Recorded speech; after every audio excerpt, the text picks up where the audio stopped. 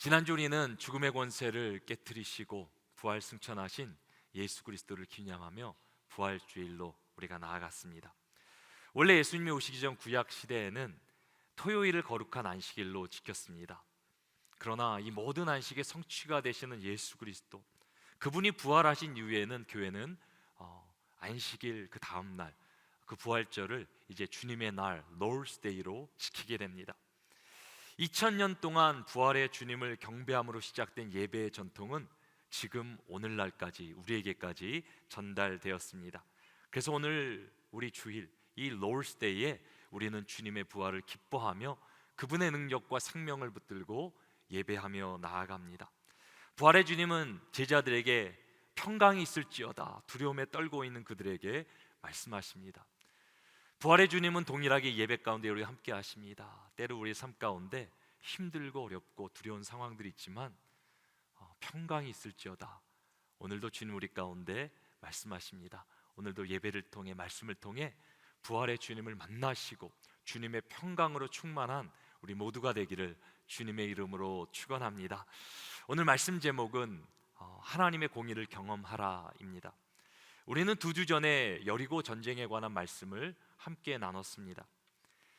이스라엘은 가나안 땅에 들어와 가장 먼저 이제 여리고성을 이제 상대로 전쟁을 치르게 됩니다. 여리고는 가나안에서도 가장 견고한 성읍입니다. 이스라엘 힘으로는 절대로 감당할 수 없는 상대입니다. 하지만 이 전쟁은 하나님께 속한 전쟁이었습니다. 하나님은 할례를 통해 이스라엘을 거룩하게 하십니다. 또 유월절과 무교절을 통해 이스라엘 가운데 성결을 선포하십니다. 어린 양의 피로 그들을 거룩하게 하십니다. 이스라엘이 하나님 말씀을 온전히 순종할 때, 신뢰할 때 하나님은 이스라엘의 군대 장관이 되어 주셔서 친히 그들을 위해 싸워 주십니다. 그래서 여리고 전쟁에서 승리하는 비결은 예배였습니다. 이스라엘 하나님의 임재를 상징하는 언약궤를 중심으로 이제 여리고성을 매일 한 바퀴씩 침묵으로 돌게 됩니다. 그렇게 6바퀴를 돌고 마지막 7째 날에는 7번을 돌게 됩니다. 그리고 제사장들의 나팔 소리에 맞춰 이제 크게 함성을 지를 때 어떤 놀라운 역사가 일어납니까?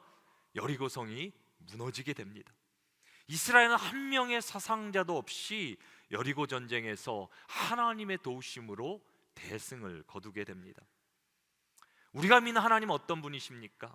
우리 하나님은 우리가 믿음으로 그분을 따를 때 승리로 인도하시는 분이십니다. 이것이 오늘 우리가 기억해야 되는 말씀의 키포인트가 됩니다. 우리 같이 한번 믿음으로 고백하십니다. 하나님을 믿음으로 따를 때 승리로 인도하십니다. 하나님을 믿음으로 따를 때 하나님은 우리를 승리 가운데 놀라운 승리로 인도하십니다. 이제 가나안에서 이스라엘이 2번째로 전쟁을 치러야 되는 대상은 상대는 아이성이 됩니다.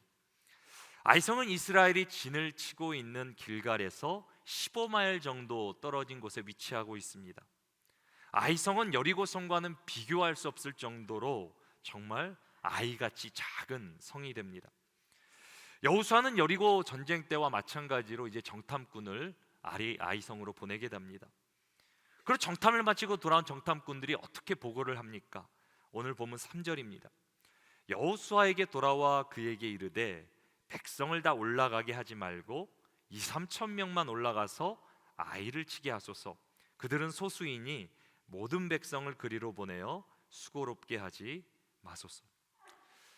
아이성을 정탐하고 온 정탐꾼들의 보고 내용이 무엇입니까? 상대가 되지 않는다라는 것입니다. 너무 쉽게 이길 수 있다라는 것입니다. 그 당시 성인 남자 전쟁을 치를 수 있는 이스라엘 군대가 60만이었는데 그 군대를 보낼 필요도 없이 한 2-3천 명이면 우리가 쉽게 그 성을 차지할 수 있습니다. 이길 수 있습니다. 그래서 정탐꾼들의 말에 따라 여호수아는 3,000명 정도의 규모의 정말 군사를 보내게 됩니다. 그런데 결과가 어떻게 됩니까? 이스라엘은 아이성과의 전쟁에서 참패를 당하게 됩니다. 오늘 보면 5절은 이렇게 기록합니다. 아이 사람이 그들을 36명쯤 쳐 죽이고 성문 밖에서부터 스바림까지 쫓아가 내려가는 비탈에서 쳤으므로 백성의 마음이 녹아 물같이 된지라. 너무나 쉽게 이길 거라고 예상했던 아이성 전쟁에서 36명이나 전사하게 되는 패배를 경험하게 됩니다.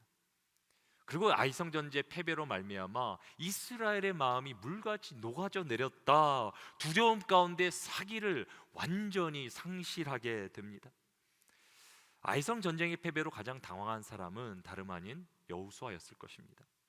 하나님은 분명히 여호수아에게 승리를 보장하지 않으셨습니까? 가나안 전쟁 가운데 함께 하시겠다 말씀하시지 않으셨습니까? 그런데 작은 아이성을 상대로 참패를 당하게 된 것입니다.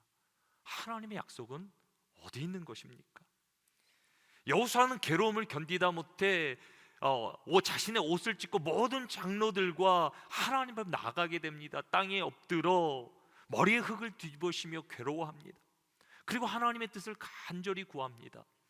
그때 하나님은 여호수아에게 이렇게 말씀하십니다. 오늘 본문 11절 같이 한번 읽겠습니다.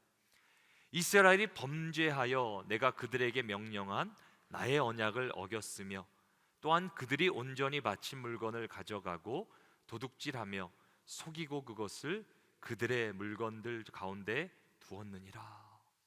하나님께서 이스라엘이 아이성의 전쟁에서 패한 이유를 알려주시는데 그것은 바로 죄 때문이라고 말씀하십니다.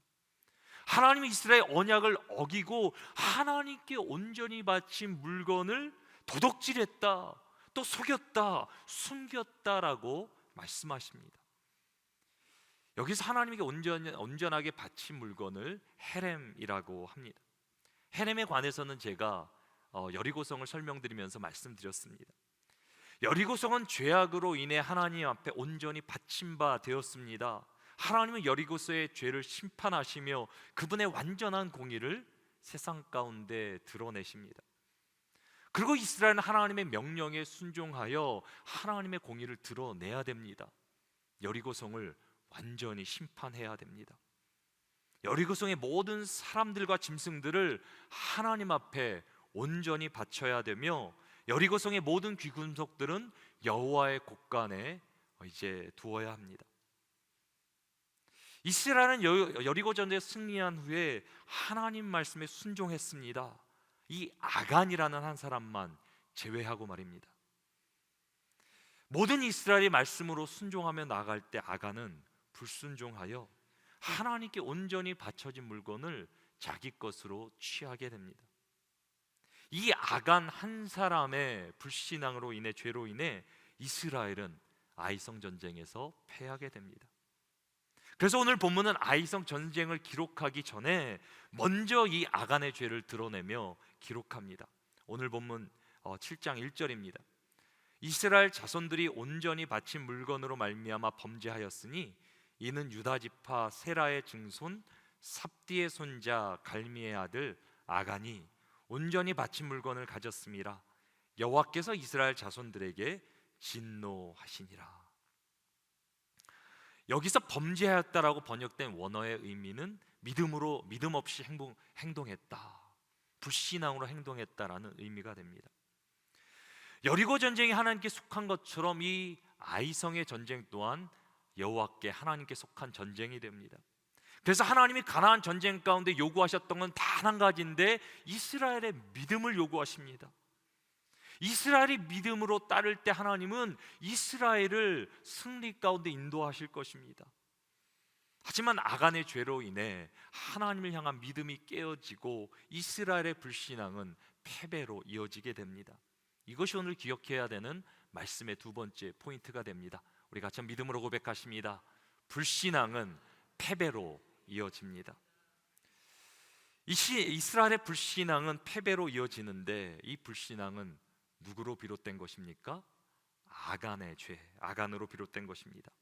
아간이라는 한 사람의 죄가 이스라엘 공동체 전체에 영향을 미친 것입니다. 한 사람의 행동이 공동체 전체에 피해를 주는 일은 우리 주변에서도 일어납니다.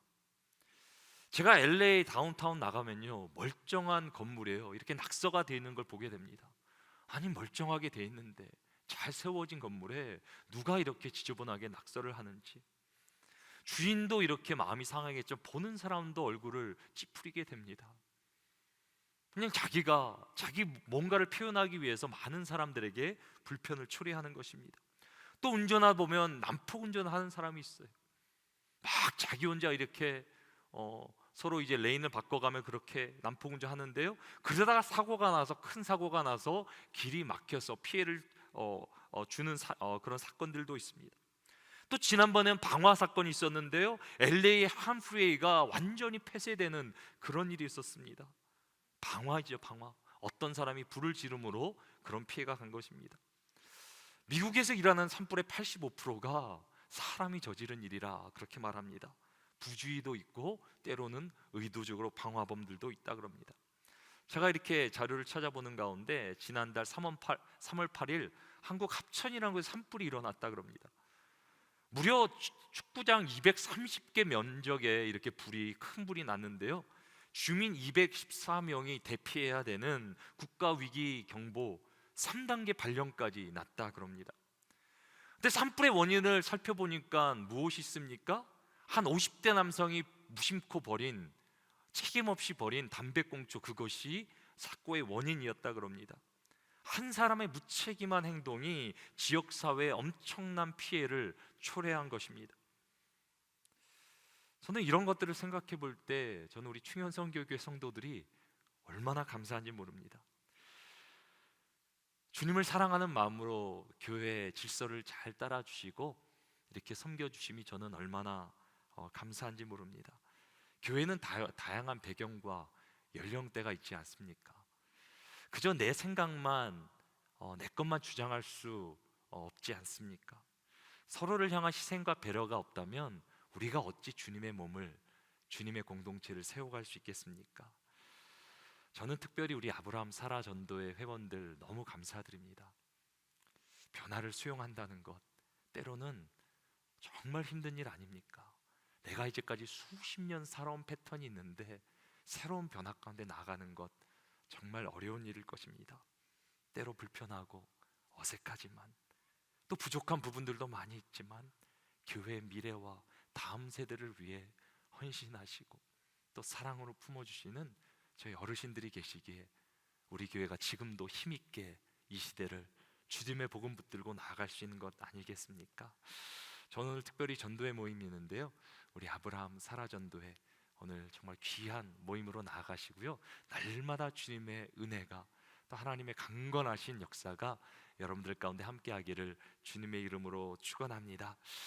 교회 질서를 따르고 서로를 위해 배려하고 섬기며 희생하는 것, 건강한 공동체를 세우기 위해 너무나도 중요한 일입니다. 그런데 우리가 또 간과하지 않아야 될 중요한 한 가지가 있습니다. 그것은 바로 죄의 문제입니다. 눈에 보이는 행동은 밖으로 드러나기 때문에 우리가 바로잡기가 훨씬 더 쉽습니다. 하지만 죄의 문제는 다릅니다. 죄는 잘 드러나지 않고 은밀하기 때문에, 또 우리가 숨길 수 있기 때문에 잘 보여지지 않습니다. 또 인간은 죄악적인 존재라서 죄를 하나님의 관점이 아닌 자꾸 우리의 관점에서 타협하려고 그럽니다. 다른 사람의 잘못에 대해서는 어떻게 그럴 수 있나, 그 잘못을 또 확대하려는 경향이 있고요, 자신의 잘못에 대해서는 그럴 수도 있지, 관대하게 축소하려는 그런 습성이 우리 가운데 있습니다. 그렇기 때문에 우리는 죄의 문제를 올바르게 인식하지 못하고 죄를 대수롭지 않게 여길 수도 있습니다. 오늘 본문의 아간이 그랬습니다. 하나님은 분명히 여리고성에 있는 모든 것을 하나님께 바치라, 온전히 드리라 말씀하십니다. 그런데 아간은 어떻게 합니까? 여호수아 오늘 본문 21절 말씀이 이렇게 기록합니다.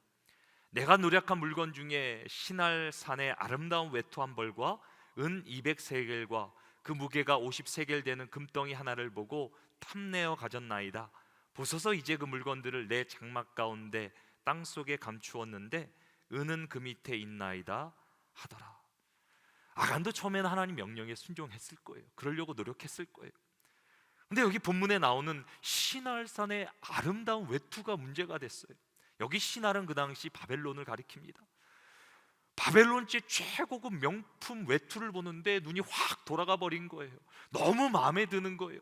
버리기에는 너무 탐이 나는 거예요. 하나님이 분명히 불태버리라고 했는데 불에 태우기는 너무나 이 명품 외투가 아까운 거예요. 그래서 어떻게 합니까? 태우지 않고 몰래 자신의 것으로 가지게 됩니다. 그리고 여리고성에 얼마나 많은 은과 금이 있었겠습니까?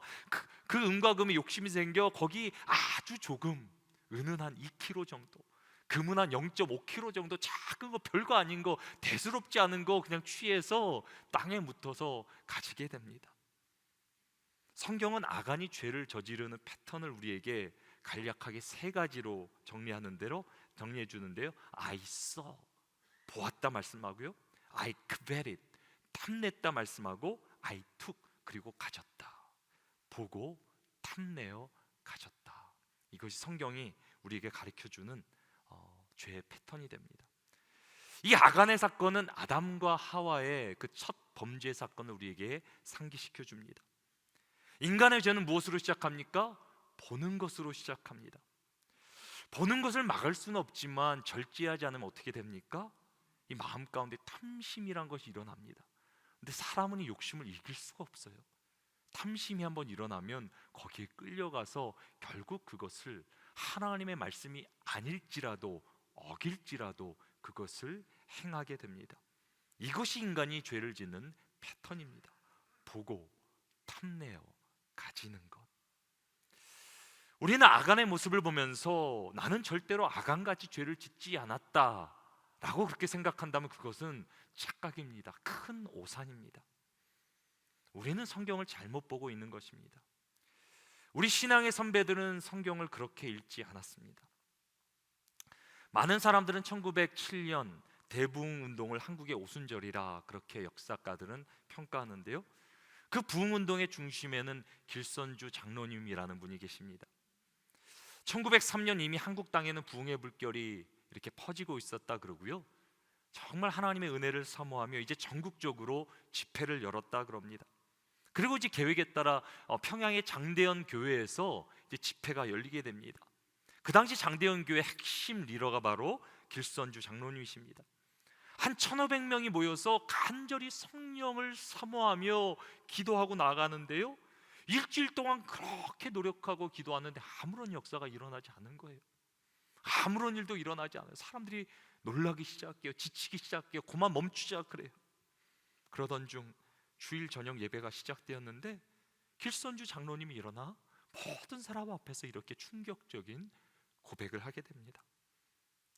나는 아간과 같은 자입니다. 나 때문에 하나님께서는 축복을 주실 수 없습니다. 약 1년 전에 내 친구 중 한 사람이 임종시에 나를 자기 집으로 불러 말하기를, 길장로, 나는 이제 세상을 떠나지만 내 집 살림을 돌보아 주시오. 내 아내는 무능하기 때문이오 라고 부탁을 했습니다. 나는 내가 잘 돌보아 드릴 터이니 염려 말라고 대답했습니다. 그러나 그 미망인의 재산을 관리하는 중 미화 100불의 상당의 금액을 나는 사취했습니다. 나는 하나님의 일을 방해해 온 것입니다. 내일 아침에는 그 돈 전액을 그 미망인에게로 돌려드리겠습니다. 나는 아간과 같은 자입니다. 이 길선주 장로님의 회개가 집회에 억누르고 있던 모든 누르고 있던 힘을 사라지게 했습니다. 이제 길선주 장로님을 따라 모든 성도들이 자신들의 죄를 회개하기 시작합니다. 그날 주일밤 예배가 7시 시작됐는데 새벽 2시가 되도록 사람들이 떠나지 않고 예배가 끝나지 않습니다. 평양 대부흥운동은 어떻게 시작된 것입니까? 나는 아간과 같은 자입니다 라고 고백한 길선주 장로님의 회개로부터 이 부흥이 시작된 것입니다. 아간은 자신의 죄를 은폐함으로 숨김으로 이스라엘 전체에 피해를 주었지만 길선주 장로님은 자신의 죄를 하나님과 사람들 앞에 회개함으로 우리 민족에 놀라운 부흥을 안겨주었습니다. 나는 아간과 같은 자입니다. 우리 믿음의 선배들은 성경 말씀을 그저 지식으로 받아들이지 않았습니다. 나에게 주시는 살아있는 말씀, 나를 책망하며 깨우시는 하나님의 말씀으로 우리의 믿음의 선배들은 이 말씀을 받았습니다. 한 사람의 죄는 공동체 전체에 영향을 미치게 됩니다. 우리 안에 회개하지 않는 죄로 말미암아 공동체의 기도가 막히게 될 수도 있습니다. 우리 안에 회개하지 않는 죄로 말미암아 하나님 영광이 우리를 떠나게 될 수도 있습니다. 우리 안에 회개하지 않는 죄를 통해 하나님의 역사가 부흥이 멈추게 될 수도 있습니다. 그러나 반대로 힐선주 장로님과 같이 우리 모두가 나는 아간과 같은 자입니다, 하나님 앞에 통회하며 회개하며 자복하며 나아가는 가운데 하나님의 임재가 역사가 우리 가운데 일어나며 하나님의 놀라운 부흥이 우리 가운데 일어나게 되기를 주님의 이름으로 축원합니다. 이것이 우리의 역사 기록에 있는 것이에요. 오늘 본문의 이스라엘은 아간이라는 한 사람의 숨겨진 죄로 말미암아 전쟁에서 패하고 사람들을 잃어버리고 낙심하게 되었습니다. 그런데 죄는 거기서 멈추지 않습니다. 죄는 반드시 무시무시한 대가가 따르게 되어 있는데요, 죄는 하나님의 심판을 가져옵니다. 이것이 오늘 우리가 기억해야 되는 말씀의 두 번째 포인트가 됩니다. 우리 같이 한번 믿음으로 고백하십니다. 죄는 심판을 가져옵니다. 이스라엘 가운데 그 누구도 아간의 죄를 알지 못했습니다. 아간 자신도 죄를 숨길 수 있다 확신했습니다. 그런데 그 죄를 누가 보고 계셨습니까? 우리의 마음의 가장 깊숙한 곳을 감찰하시는 하나님께서 아간의 죄를 꿰뚫어 보고 계셨습니다. 그리고 하나님은 이스라엘 가운데 은밀하게 숨겨져 있던 아간의 죄를 밝히 드러내시고 심판하십니다. 여호수아 7장 14절 15절 우리 같이 한번 읽겠습니다. 너희는 아침에 너희의 지파대로 가까이 나아오라. 여호와께 뽑히는 그 지파는 그 족속대로 가까이 나아올 것이요, 여호와께 뽑히는 족속은 그 가족대로 가까이 나아올 것이요, 여호와께 뽑히는 그 가족은 그 남자들이 가까이 나올 것이며 온전히 바친 물건을 가진 자로 뽑힌 자를 불사르되 그와 그의 모든 소유를 그리하라. 이는 여호와의 언약을 어기고 이스라엘 가운데에서 망령된 일을 행하였음이라. 하나님이 이제 이스라엘 모든 지파를 모아 제비를 뽑게 하십니다. 먼저 지파가 제비로 뽑히면 그 지파 가운데 모든 족속으로 또 민족으로 또 이제 제비를 뽑게 합니다. 또 족속별로 제비를 뽑으면 그 다음에 가족별로, 마지막에는 남자들에게 제비를 뽑게 하며 마지막에 하나님은 누구를 선택하게 하십니까? 아간을 선택하게 하십니다. 그리고 이제 자신의 죄가 드러나자 비로소 아간은 죄를 자백합니다. 하지만 때는 이미 늦었습니다. 이제 여호수아는 온 백성들과 하나님의 명령에 따라 아간을 심판합니다.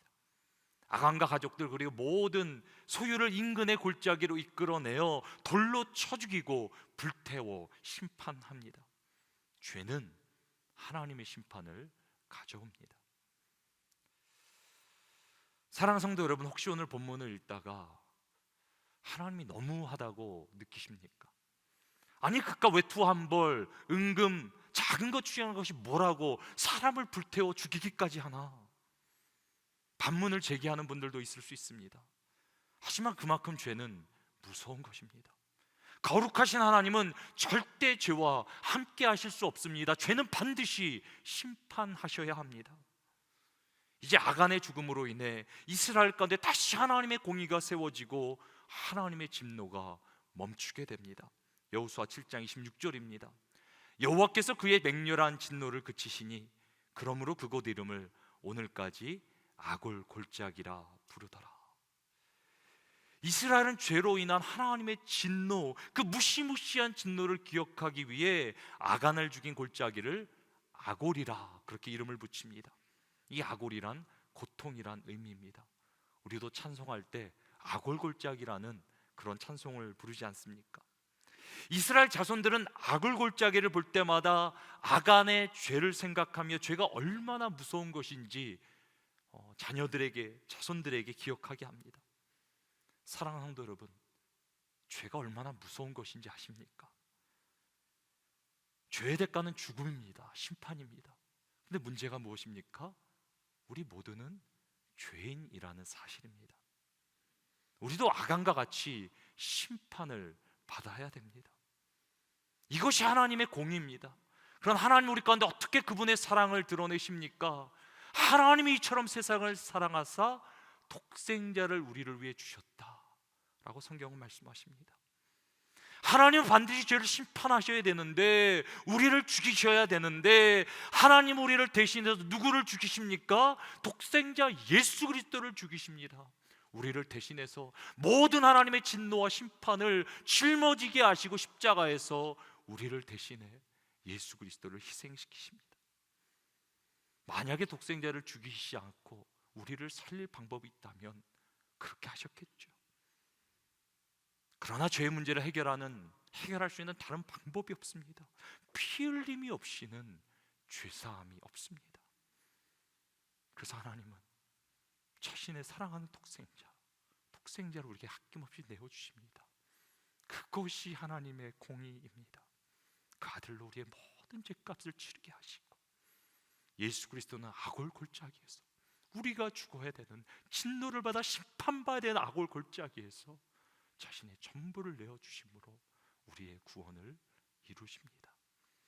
그래서 예수 그리스도는 세상에 드러난 완전한 하나님의 공의이자 사랑 되십니다. 예수 그리스도만이 세상을 구원할 복음이십니다. 이제는 예수 그리스도를 믿는 자마다 죽음이 아니라 생명을 누리게 하시며, 세상의 패배가 아니라 내가 세상을 이겼노라, 예수 그리스도 안에서 이제는 승리의 삶을 살게 하십니다. 이제 이스라엘이 하나님 말씀에 온전히 순종하며 신실함으로 나아가야 될 때 하나님이 주시는 승리의 삶을 누리게 됩니다.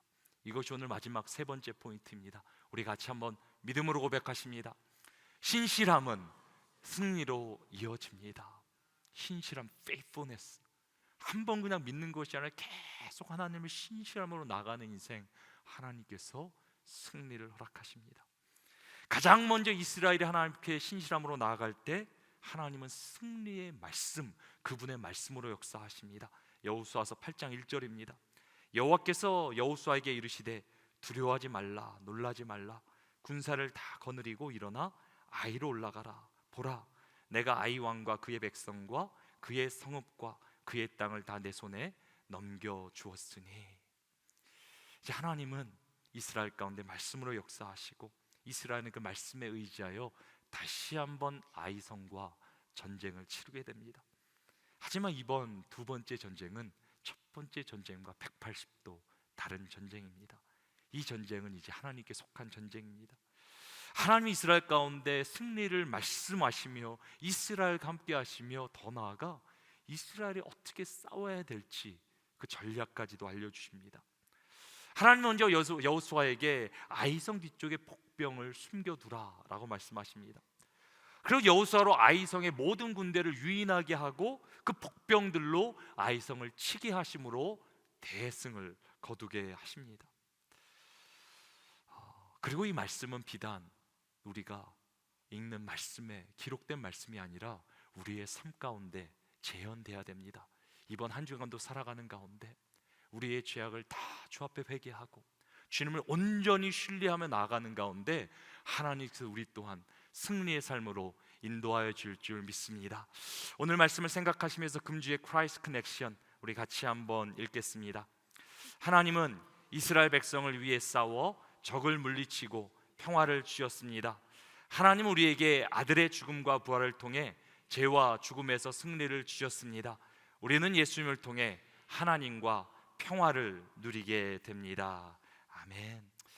이제 이번 주에 적용할 두 가지만 제가 여러분들과 함께 나누도록 하겠습니다. 첫 번째 적용 포인트 이것입니다. 우리 삶의 아이성이 무너져야 됩니다.